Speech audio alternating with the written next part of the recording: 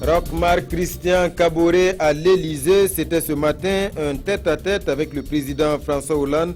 Au menu, la coopération bilatérale avec en priorité les questions de sécurité. Les deux chefs d'État ont affiché leur convergence de vues sur les grands défis de l'heure. Le point dans ce journal. Et puis à propos de cette visite, la polémique qui prend de l'ampleur sur les réseaux sociaux concernant l'accueil du président du Faso. C'est l'ambassadeur de France au Burkina qui a accueilli Roch-Marc Christian Kaboré à l'aéroport. De quoi susciter l'indignation de beaucoup de Burkinabés. Dans ce journal, la réaction du ministre Alpha Bari depuis Paris. Le coton génétiquement modifié au Burkina, c'est fini. Retour au conventionnel dès la campagne prochaine. Le Bolga 2, dont la fibre de moindre qualité est à la peine sur les marchés. L'interprofession du coton réclame à Monsanto 48 milliards de francs CFA pour le préjudice. Le tout nouveau directeur général de la Sofitex était aujourd'hui face aux producteurs de la région cotonnière de Koudougou. Les combats qui se sont déroulés hier dans le sud de Brazzaville ont fait de nombreux dégâts.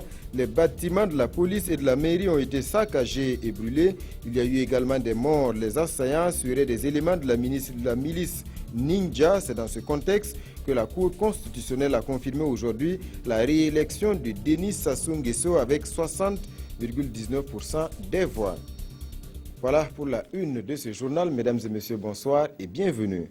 Le président du Faso a été reçu en audience ce matin par le président français François Hollande. Les deux chefs d'État ont parlé coopération, notamment dans les domaines de la sécurité et du développement. À l'issue de la séance de travail, François Hollande et Roch-Marc Christian Kaboré ont fait le point de leurs échanges à la presse. Compte rendu de nos envoyés spéciaux Alidou Badini et Jacques Lamissa Tarpaga. Palais de l'Élysée à Paris. Instant solennel pour accueillir le président Roch-Marc Christian Kaboré. Sur le perron, le président François Hollande attend son hôte.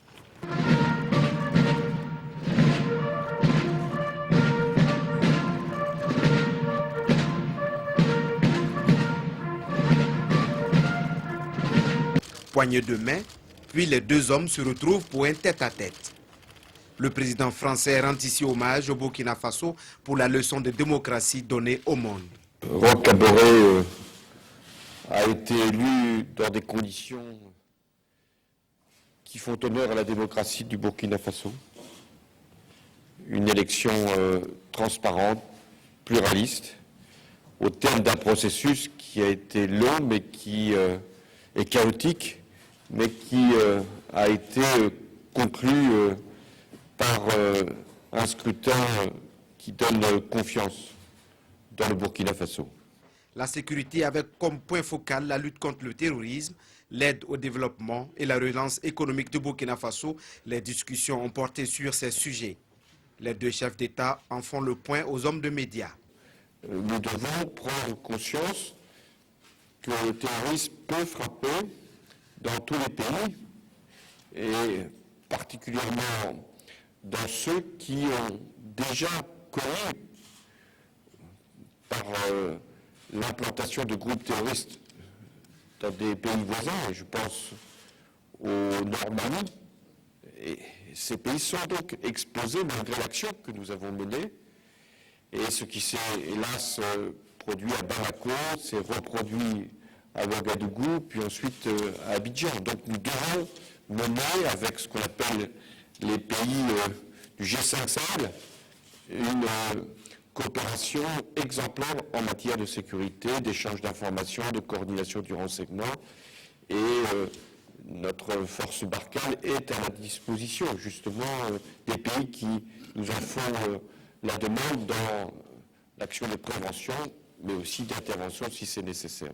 L'aide financière au Burkina Faso consiste en un soutien au budget de l'État et sur place à l'Élysée, l'Agence française de développement et l'Office national de l'eau et de l'assainissement ont signé un accord de financement de plus de 19 milliards de francs CFA.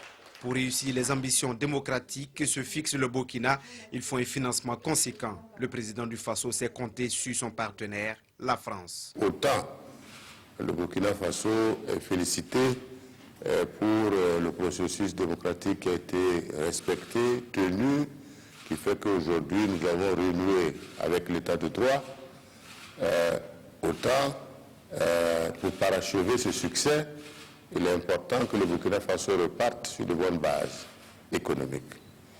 Et c'est pourquoi il est important qu'au plan de notre budget, qui est aujourd'hui en relecture au niveau de l'Assemblée nationale, les pays amis, parmi lesquels nous comptons la France, puissent contribuer à ce que, non seulement à leur niveau, mais au niveau de l'Union européenne et des autres amis du Burkina Faso, puissent être mobilisés en vue d'apporter leur soutien par des aides budgétaires nous permettant d'assurer l'équilibre de notre budget et nous permettant de nous préparer pour qu'à partir de 2017, nous puissions véritablement prendre toutes les dispositions qui permettent à notre économie de pouvoir être relancée. Pour sa part, François Hollande invite les entreprises françaises à investir au Burkina Faso pour soutenir justement cette relance économique. C'est sur cette note d'espoir que Roch-Marc Christian Kaboré et sa délégation ont pris congé du président français.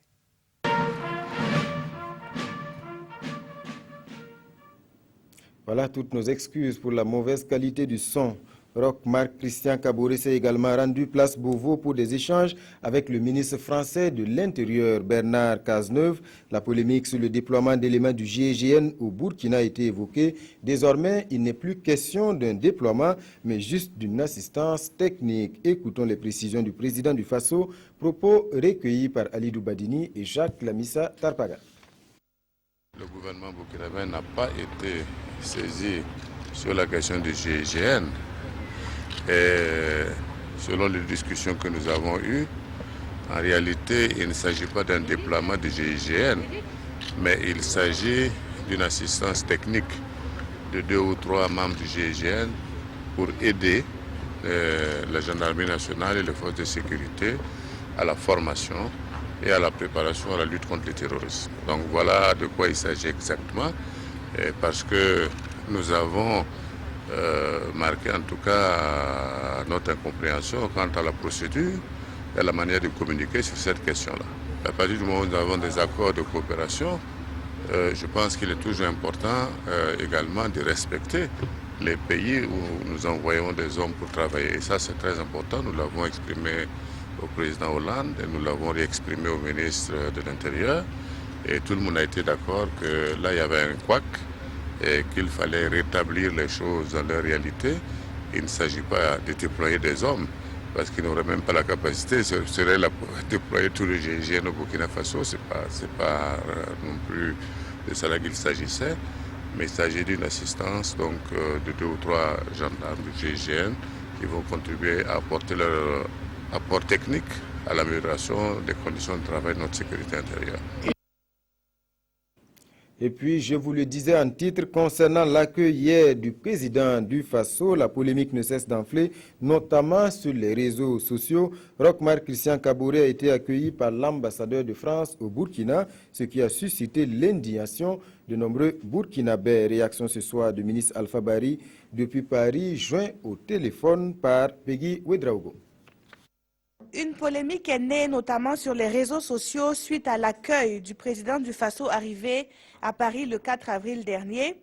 Il a en effet été accueilli par l'ambassadeur de la France au Burkina, ce qui choque certains citoyens. Quelle est votre réaction? Je pense qu'il faut dédramatiser la question. Ce n'est pas quelque chose de particulier, c'est une tradition. Je voudrais rappeler que la dernière visite de Blaise Compaoré en 2012, il a été accueilli par l'ambassadeur Emmanuel Bett, qui était ambassadeur au Burkina. La visite de Michel Kafando en mai 2015, il a été accueilli par notre ambassadeur Éric Thiaré. Pareil pour Ibeka en octobre 2015, où il est accueilli par son propre ambassadeur. Les exemples sont nombreux. Alassane Ouattara en 2012, accueilli par son ministre des Affaires étrangères. En fait, dans la tradition française, l'accueil à l'aéroport est quelque chose de simplifié. Soit c'est par l'ambassadeur, soit c'est par un agent de protocole. Bon, maintenant, après, il peut y avoir d'autres considérations avec d'autres accueils un peu différents. Je pense que le plus important, c'est dans le contenu de la visite. Et dans ce contenu de cette visite du président Roch Kaboré, on a bien vu que non seulement il est reçu à l'Élysée, il est reçu à Matignon, Il est reçu à l'Assemblée nationale par le président de l'Assemblée nationale avec un déjeuner. Je ne parle pas des autres aspects de la visite. Dans le fond, les Africains peuvent avoir raison. Ce n'est pas une question qui se pose seulement au Burkinabé, même si il y a 33 ans, le président Thomas Sankara s'en était déjà plaint, mais ça n'a pas empêché le président Thomas Sankara de bien accueillir Mitterrand à Ouagadougou. Donc nous sommes des Africains, on a notre tradition d'accueil et on devrait pouvoir continuer avec cette tradition. Donc on peut comprendre l'indignation des Burkinabés. Dans le fond, les Africains ont raison. Vous savez, si vous êtes accueilli par un ambassadeur ou par vos propres ambassadeurs, ça peut choquer parce que ce n'est pas les mêmes traditions ou les mêmes accueils que nous réservons à nos hôtes de marque. Mais dans la tradition française, il faut savoir qu'il y a une différence dans les différentes visites. Là, c'était une visite de travail qui est différente d'une visite officielle. Dans le cadre d'une visite de travail, l'accueil est aussi simplifié, mais seulement il n'y a pas l'étape des invalides. Les honneurs militaires sont rendus au niveau de l'Élysée. Et la visite d'État, elle est complètement différente, avec les coups de canon, avec la descente des Champs-Élysées, avec également l'étape des invalides. Donc, il y a des différences dans les accueils. Il faut en tenir compte, il faut le savoir, mais en même temps, ça ne règle pas le problème de fond. Le problème de fond, c'est que les Africains ont besoin d'être accueillis comme ils accueillent les autres. C'est un problème de fond, mais encore une fois, pour moi, il faut dédramatiser plutôt le sujet et regarder ce qui est utile pour notre pays. Si c'est une visite qui est utile pour le pays, il faut la faire. Voilà pour cette réaction du ministre des Affaires étrangères depuis Paris. Le Burkina Faso abandonne le coton génétiquement modifié. Le Bolga 2, dont la fibre de moindre qualité est à la peine sur les marchés, désormais c'est retour au coton conventionnel, et cela dès la prochaine campagne agricole. L'interprofession du coton réclame à Monsanto 48 milliards de francs CFA pour le préjudice. La question était au centre de la toute première sortie du nouveau directeur général de la Sofitex aujourd'hui dans la région cotonnière de Koudougou, Nongba Kouda et Momoni Soubega. Région cotonnière de Koudougou, première étape de la première sortie du nouveau directeur général de la Sofitex. Wilfried Yamego rencontre d'abord le personnel, ensuite les producteurs. Au menu, l'avenir du coton au Burkina. Et le message principal passé aux acteurs, c'est le retour au coton conventionnel pour des raisons liées à la mauvaise qualité de la fibre du coton génétiquement modifié. Au regard de cette situation, l'association interprofessionnelle du coton du Burkina réclame à Monsanto 48 milliards de francs CFA pour l'ensemble du préjudice. Nous avons donc mis à la disposition de Monsanto un mémorandum que nous avons rédigé. Ce mémorandum a été transmis à Monsanto en mai 2015 et les prétentions financières ou les compensations financières sont liées donc au raccourcissement de la fibre et nous souhaitons que Monsanto puisse avoir une attention bienveillante à ces niveaux de chiffres que nous avons indiqués et que de manière globale les négociations puissent également permettre d'être conclusifs. Le mot d'ordre du directeur général de la Sofitex, c'est de se mobiliser pour réaliser une production au record du coton conventionnel.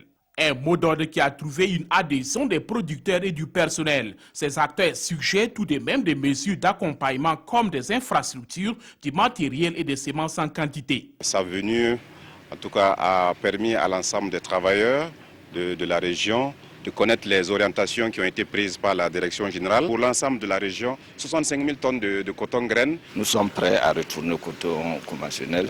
Nous sommes rentrés dans les CGM, ça fait la fierté des producteurs, mais ça pose problème au niveau de la commercialisation.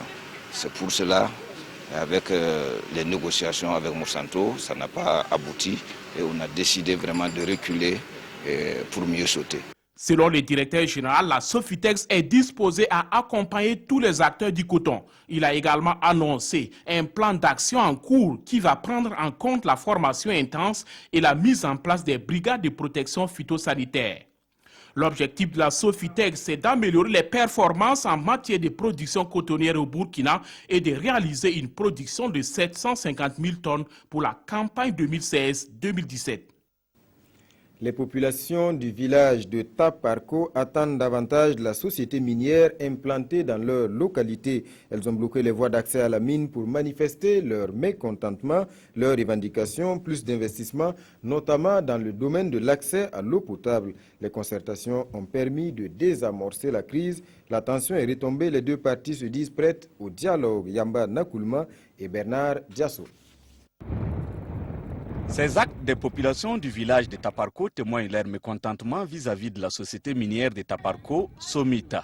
Elles exigent de cette mine des conditions de vie meilleures. La voie là, on a barré là, ils n'ont qu'à arranger le village. C'est ça qu'on veut. Il n'y a pas l'eau potable, il n'y a pas bien maison ici. École là, ce n'est pas la Somita qui a construit.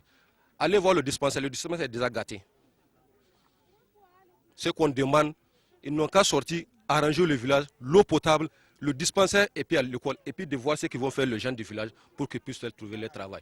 Le barrage aussi. Nous exigeons aussi la fermeture de la grande fosse de la carrière, puis le départ de certains cadres de l'administration. Déclenché dans la nuit du dimanche dernier, ce mouvement d'humeur a connu un début de solutionnement à la suite d'une série de concertations. Et quel que soit le type de revendication, on les a fait savoir que ce n'est pas dans la concertation qu'on peut trouver une solution. Et heureusement, ils ont écouté ce message, ils ont accepté de lever la barrière afin que le dialogue puisse être renoué entre eux et les responsables de la mine. Les responsables de la mine se disent aussi prêts pour le dialogue. On va discuter de tout ce qu'ils nous ont posé comme revendication. Que nous sommes toujours ouverts au dialogue. C'est notre principe de base. Et nous mettons l'homme au centre de toutes nos préoccupations. Première mine privée depuis 1996 au Burkina, pour la société minière de Taparko, Somita, s'entendre avec les populations est la meilleure façon d'exister. Des projets et programmes mieux exécutés en temps et en heure. Objectif affiché au ministère de l'économie, cela passe par un renforcement du suivi-évaluation. Et pour ce faire, le ministère compte sur l'implication des directeurs d'études des différents départements et sur celle des coordonnateurs de projets. Le ministre était aujourd'hui face à ces acteurs pour une mise au point. Amadou Ilboudo, Ismaël Diloma, Sirima. Autour de cette table, le ministre de l'économie et des finances et ses collaborateurs veulent donner de nouvelles orientations aux différentes directions des études et statistiques sectorielles. Au menu des échanges, on évoque les difficultés rencontrées, la façon de coordonner les projets et programmes, ainsi que la manière de mener un bon suivi-évaluation. Parce que le suivi-évaluation signifie aussi l'obligation de rendre compte. Et lorsqu'on parle de gouvernance, lorsqu'on parle de responsabilisation, cela implique aussi l'obligation de rendre compte. Rendre compte à travers le suivi des actions sur le terrain. Qu'est-ce qui avait été prévu, dans quel délai, est-ce que ça a été réalisé de façon efficace? Pour y arriver, le ministre de l'économie et des finances invite les coordonnateurs de projets à s'approprier l'esprit de ces projets. Mais lorsqu'un coordinateur de programme considère que lui rend compte seulement aux partenaires, qu'il oublie en réalité qu'il travaille dans le cadre de priorité nationale, cela pose problème. Et c'est pour ça que nous avons voulu affirmer le rôle que le gouvernement doit jouer, que les ministres sectoriels doivent jouer dans la coordination des actions de leur ministère. Pour l'avenir, la somme de 2 milliards de francs CFA est prévue pour l'élaboration des projets structurants dans le but de séduire les partenaires. C'est un pas en avant dans le processus de décentralisation au Burkina Faso. Jusque-là, le transfert de compétences aux collectivités n'était que partiel, mais depuis le 29 mars, il est effectif et total. Pour ce qui est des ressources, là également, les choses sont en bonne voie cette année. Ce sont 15 milliards de francs CFA qui seront transférés aux communes. Roger Kam et Yolande Lompo. Cette année, le gouvernement augmente les ressources transférées aux collectivités territoriales de plus de 36%. Ce transfert de 15 milliards de francs CFA devra être effectif d'ici fin mai afin de leur donner les moyens de répondre aux attentes des populations. Et la bonne nouvelle, c'est que contrairement en 2009 où certaines collectivités territoriales n'étaient pas prises en compte, cette fois-ci, le transfert des ressources financières concernera l'ensemble des communes. De plus, leurs domaines de compétences ne se limiteront plus seulement à l'éducation, à la culture, à la santé, à l'eau et à l'assainissement, au sport et à la jeunesse. La signature de ces arrêtés interministériels, quatrième du genre qui intervient après celle du 29 mars passé, constitue l'un des actes majeurs de l'opérationnalisation de la politique de décentralisation du gouvernement. 15 milliards, ce montant ne couvre pas entièrement nos besoins, mais nous sommes contents que cette dotation de 2016 ait connu une augmentation par rapport aux années précédentes. Vous l'avez suivi, ce transfert est passé de 4 milliards en 2009, 11 milliards en 2015 et cette année nous sommes à 15 milliards. C'est pour dire quand même tous les efforts que le gouvernement consent pour accompagner les collectivités territoriales. En retour, les collectivités territoriales devront faire bon usage des ressources transférées et auront l'obligation de rendre compte. Le deuxième programme national de gestion des terroirs fait le point de ses activités en 2015. Plus de 9 milliards de francs CFA étaient prévus en termes d'investissement et de renforcement de capacités. Pour quels résultats les membres du comité de pilotage se sont retrouvés pour faire le bilan? Issa Kafando et Yarkiteda. 80% comme taux de réalisation physique pour l'année 2015.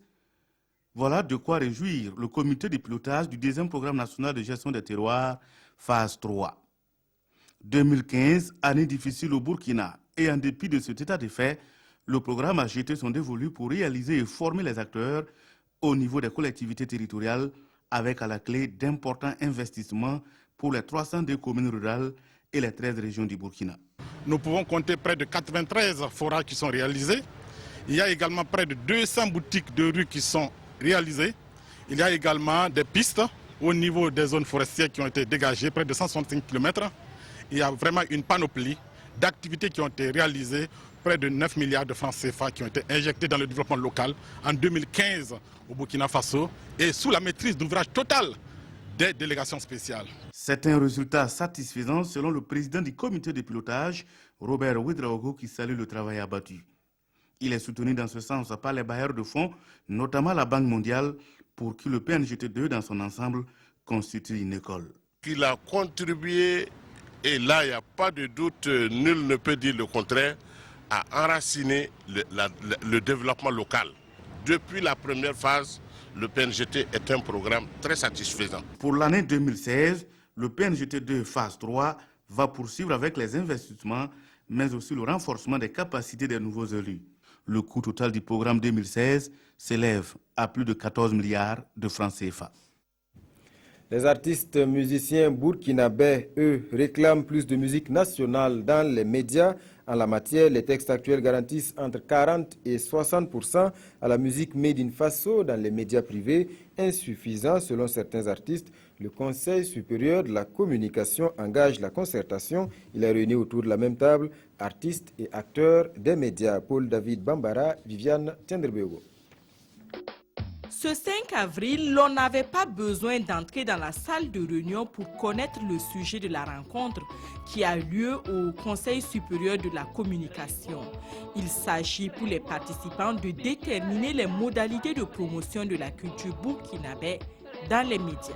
Les artistes demandent le relèvement du taux de 60 à 90%. Mais nous disons qu'il n'appartient pas au CNC de s'enfermer pour décider du relèvement de ce taux-là. C'est pour cela que nous avons joué les facilitateurs en organisant ce cadre de concertation pour que de façon consensuelle, ils puissent effectivement sortir avec une décision. Au-delà de la musique, le ministre Tahirou Bari a souhaité que les réflexions prennent en compte les autres éléments de la culture burkinabé. Il y a surtout une question de volonté politique. Et je pense que si c'est une volonté de tous les acteurs d'aller dans le sens de la revalorisation de notre culture dans les médias, aucun obstacle ne va s'opposer. D'ores et déjà, le CSC s'est engagé à prendre en compte les conclusions de la réflexion dans les textes régissant les médias. Actualité hors de chez nous à présent. Les combats qui se sont déroulés hier dans le sud de Brazzaville ont fait de nombreux dégâts. Les bâtiments de la police et de la mairie ont été saccagés et brûlés. Les assaillants seraient des éléments de la milice Ninja. C'est dans ce contexte que la Cour constitutionnelle a confirmé aujourd'hui la réélection de Denis Sassou Nguesso avec 60,19% des voix dès le premier tour. Des milliers de Congolais fuient le sud de la capitale, Brazzaville, après une nuit de violence. Plusieurs bâtiments de la police ou encore de l'armée ont été incendiés. Le gouvernement n'a pas fourni de bilan et soupçonne des militants de l'opposition d'être à l'origine de ces attaques après la réélection controversée du président Nguesso. Il y a eu des tirs et des armes lourdes. Oui. En tout cas, on n'a pas pu dormir. Ça avait commencé au moins à 3 heures du matin comme ça. Donc on n'a pas même pu dormir. Denis Sassou Nguesso a été réélu le 20 mars dernier. Un scrutin contesté par les ninjas Nsilulu, des combattants d'une ancienne faction de la guerre civile qui ensanglanta le pays de 1998 à 2003.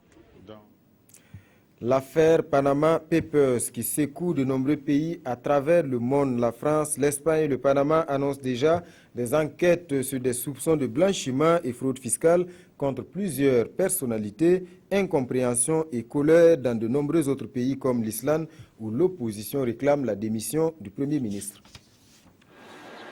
Au lendemain de la publication des Panama Papers, la justice panaméenne annonce l'ouverture d'une enquête sur ce dossier explosif. Une affaire sur laquelle a enquêté une centaine de journalistes à travers le monde avant de publier une liste de personnalités soupçonnées d'évasion fiscale. Le monde offshore a la particularité de se réinventer très vite, explique la directrice adjointe du Consortium international des journalistes d'investigation. Une fois qu'une faille est exposée, il y a des conseillers, des avocats très bien payés qui parviennent à la contrecarrer. Mais tôt ou tard, à l'heure du partage mondial de l'information et grâce à la ténacité et la collaboration des journalistes, il sera de plus en plus difficile de garder ce type de secret. De Berlin à Londres en passant par Paris, les journalistes d'investigation ont notamment cité le président russe Vladimir Poutine, son homologue argentin Mauricio Macri ou encore de nombreuses autres personnalités politiques du monde des affaires et du sport après avoir étudié plus de 11 millions de documents provenant du cabinet d'avocats panaméen Mossack Fonseca.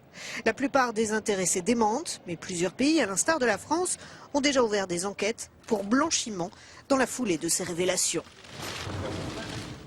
Et puis, sachez que dans cette affaire, le Premier ministre islandais a démissionné aujourd'hui. Il est la première victime de ce scandale mondial. De nombreux leaders politiques africains sont également cités dans l'affaire. Les 100 jours de Roch-Marc Christian Kaboré au pouvoir analysés dans les colonnes des quotidiens aujourd'hui. Autre sujet, l'effectivité de la gratuité des soins pour les femmes enceintes et les enfants. La revue de presse avec Tobo Méveline Dabiré. Situation nationale. Notre temps analyse ce qu'il appelle les 100 jours d'un président diesel. Cet avis fait écho à ceux de certains citoyens pour qui c'est vrai qu'il y a des difficultés, mais cela ne pourrait justifier la lenteur de certaines actions, rapporte aujourd'hui au Faso. Les points de vue sont partagés à ce sujet et le pays publie dans ses colonnes quelques divergences. Pour certains, c'est trop tôt de critiquer la gestion du gouvernement. Pour d'autres, les choses vont rentrer dans l'ordre ou encore j'ai trouvé le gouvernement absent. Le journal Le Quotidien, lui, revient en intégralité sur l'interview du président. Toujours en page nationale, Sidoya a fait le constat de la gratuité des soins dans certains centres de santé de Ouagadougou. Ce journal rapporte que pour le médecin-chef du CMA du secteur 30, la mesure de gratuité des soins de santé maternelle et infantile est appliquée depuis le samedi 2 avril 2016 à 0 heure. Et pour preuve, le quotidien d'État publie que Assita Kombasséré, mère d'un enfant de 17 mois, a bénéficié gratuitement des soins au CSPS de Dassasgo. DNF rappelle que la gratuité des soins est effective pour 3 régions. Il s'agit des régions du centre, des Hauts-Bassins et du Sahel, où la mesure sera expérimentée pendant 2 mois avant de concerner progressivement les autres formations sanitaires du pays. Mais le journal Le Pays émet cette inquiétude. Le gouvernement n'a pas pris le temps qu'il fallait pour sensibiliser les populations et communiquer suffisamment avant la mise en œuvre de ces mesures. Une telle opération, dans toutes les langues nationales du pays, aurait eu l'avantage de mieux situer les Burkinabés sur le contenu de ces mesures, de sorte à éviter les quiproquos qui ne manqueront pas d'être constatés sur le terrain. Mais attention aux dealers, conclut ce journal. Voilà, mesdames et messieurs, c'est la fin de ce journal. Merci pour votre attention. Bonne suite de programmes sur la télévision du Burkina.